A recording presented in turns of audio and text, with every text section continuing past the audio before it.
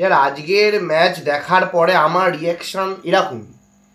আজকের ম্যাচ দেখার পরে আমার মতে মানে আজকের ম্যাচটা তো মোহনবাগান হারা ডিজার্ভ করে না।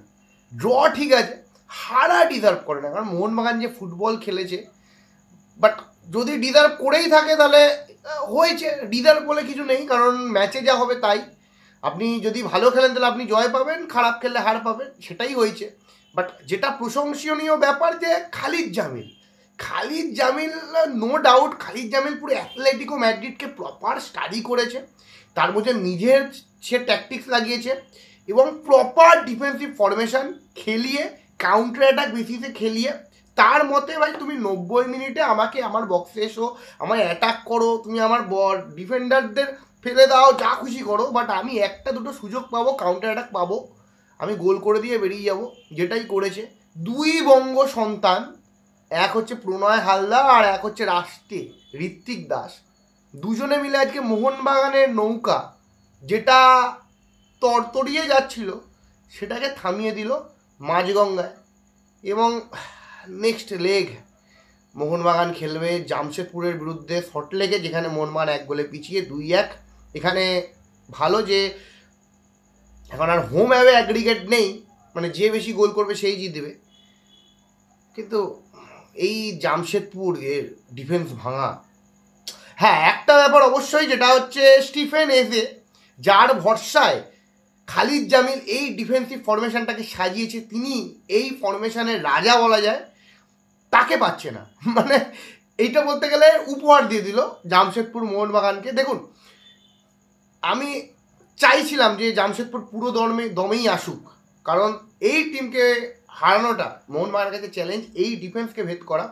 বাট কোথাও না কোথাও মোহনবাগান এগিয়ে থাকবে সল্টলেক স্টেডিয়ামে, কারণ সল্টলেক স্টেডিয়ামের যদি আপনারা দেখেন অ্যাঙ্গেলগুলো একটু বড়, জামশেদপুরের মতন নয়, জিআরডি টাটা কমপ্লেক্সের মতন নয়, একটু কোণের অ্যাঙ্গেলগুলো বেশি পাবে, যেখানে লিস্টন কোলাসো মানবীর বা সাহাল যদি খেলে সেই জায়গাগুলো পাবে। আর তার উপরে স্টিফেন এজে নেই, আশুতোষ মেহতা নেই, যেটা কিন্তু মোহনবাগানের কাছে অ্যাডভান্টেজ। তাই আমি এই হার নিয়ে সেরকম চিন্তিত নই, সেরকম ক্রিটিসাইজ মোহনবাগানকে করতে চাই না, যে মোহনবাগান এমনও কোনো খারাপ ফুটবল খেলেনি যে টিম লিগ চ্যাম্পিয়ন হয়েছে তাকে সবাই ক্রিটিসাইজ করতে আসবে। মোহনবাগান যেটা খারাপ করেছে বা মলিনা যেটা খারাপ করেছে দুটো জায়গায়, এক হচ্ছে গোল মিস মোহনবাগানের। ফার্স্ট হাফে যখন গোলটা দিল কামিন্সের সেই বিশ্বমানের ফ্রিকিক, যেটা আমার মনে হয় কোনো গোলকিপারই ওয়ার্ল্ডে সেভ করতে পারতো না, এমন জায়গায় কামিন্স রেখেছে।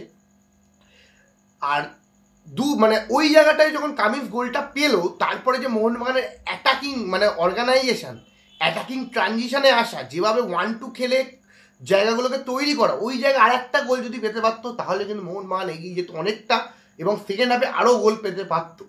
বাট ওই জায়গায় মোহনবাগান ভুল করে গোল মিস। এবং আর একটা যে জায়গাটা সেটা করে মলিনা যে ব্লান্ডারটা করে স্টুয়ার্ট আর কামিন্সকে তুলে নেওয়া। দেখুন, আপনি গোল পাচ্ছেন না, আমরা ঠিক আছে আমরা ম্যাকলানকে কিনেছি, পেট্রাটাস আমাদের ডিমিগড, বাট এমনটা না আমাকে সবাইকে খেলাতে হবে, সবাই এসো খিচুড়ি খাওয়ার মতো সবাই খাও, হয় না।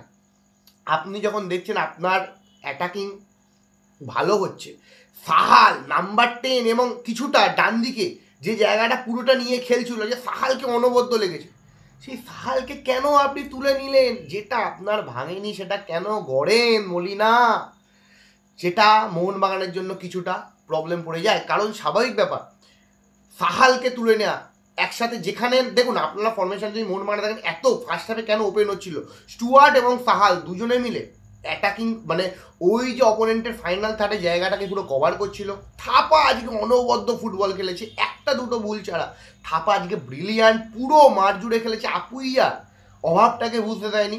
এবং দীপক টাংরির কথা আমি বলবো, কারণ দীপক টাংরি, থাপা, সাহাল এই তিনজন মিলে পুরো তিনটে ইন্ডিয়ান মিডফিল্ডার আজকে মাঝমাঠটাকে কন্ট্রোল করেছে। বাট আপনি কেন আশিক কুরুনিয়ানকে আনলেন নাম্বার 10, যে জায়গাটায় জামশেদপুর সুযোগ পেয়ে গেল, যে অ্যাটাকিং ট্রানজিশন হচ্ছিল, যে অ্যাটাকিং যেভাবে লোক বাড়াচ্ছিল মোহনবাগান, সেটা কিন্তু হলো না।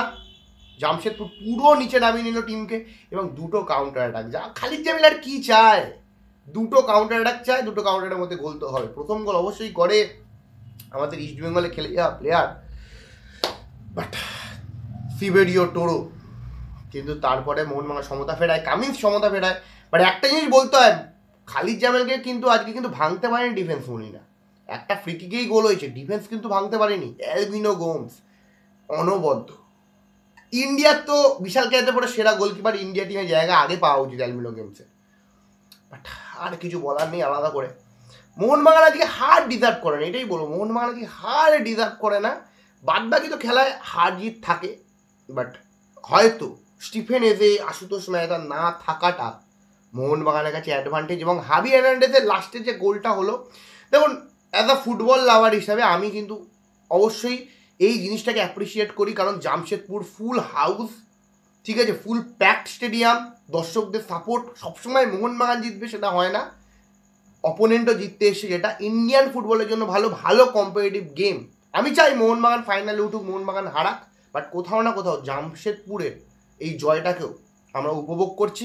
অবশ্যই মোহনবাগান শিল্ড জিতেছে, জামশেদপুরে খালিদ জামিল একটা ইন্ডিয়ান কোচ, তিনি এই টিমটাকে এগিয়ে নিয়ে যাচ্ছেন, যেখানে সবাই আমরা বিদেশি কোচ, বাট একটা ম্যানেজমেন্ট, জামশেদপুরের ম্যানেজমেন্ট, তারা খালিদ জামিলের ওপর ভরসা করেছে এবং খালিদ জামিল প্রত্যেক কটা পেনি শোধ করছে, বলে না পয়সা, তো যেটা ভালো লাগছে। অবশ্যই জামশেদপুরের আজকে জামশেদপুর জেতার জন্য খেলেছে, জিতেছে, প্রপার ডিফেন্সিভ ওরিয়েন্টেশন, এবং মোহনবাগানকে 2-1 করে হারিয়ে। আপনাদের কি মতামত অবশ্যই কমেন্ট বক্সে কমেন্ট করে জানান। খেলায় হার জিত থাকে, সেরকম ক্রিটিসাইজ করার কিছু নেই। আজকে মোহনবাগান ভালো ফুটবল খেলেছে, ভালো খেলে হেরেছে, জামশেদপুরও কিন্তু প্রপার ডিফেন্সিভ ফুটবল খেলেছে। কারণ দেখুন, সবাই যদি অ্যাটাকিং ফুটবলই খেলে, ঠিক আছে, তাহলে ডিফেন্সিভ ফুটবল কে খেলবে? সবার তো আর বাজেটে ম্যাকলেন আছে না, ডিবি পেট্রোটাস আছে না, গ্রেগ স্টুয়ার্ট আছে না, তাদের কাছে যে বাজেটের প্লেয়ার আছে তারা সেইভাবেই খেলছে, ঠিক আছে। তাই আমরা সবসময় অ্যাটাকিং ফুটবল দেখি, পছন্দ করি, বাট ডিফেন্সিভ ফুটবলও একটা পার্ট অফ ফুটবল, সেটাই খালিদ জামিল নিজের করে নিয়েছে এবং সেটাতে তিনি মাস্টার। ডিফেন্সিভ ওরিয়েন্টেশনে খালিদ জামিলের থেকে বেটার কোচ আমি এই ইন্ডিয়ান সুপার লিগে দেখি না। আপনাদের কি মতামত অবশ্যই কমেন্ট বক্সে কমেন্ট করে। ভালো লাগলো অবশ্যই লাইক শেয়ার সাবস্ক্রাইব করতে ভুলবেন না। ধন্যবাদ। জয় মোহনবাগান।